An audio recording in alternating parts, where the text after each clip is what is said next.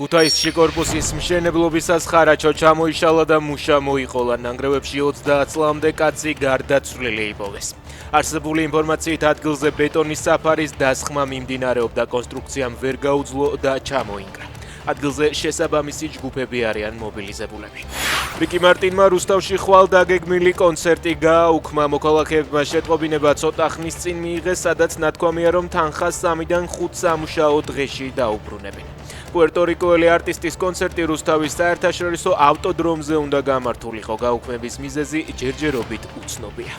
ყაველაშვილი დოჰაშია. ის კატარის სახელმწიფოს ემირს შეიხ თამიმ ბინ ჰამად ალ-თანის შეხვდა. დაყოფილი ემირის გარდაცვალება მიუსამძიმრა.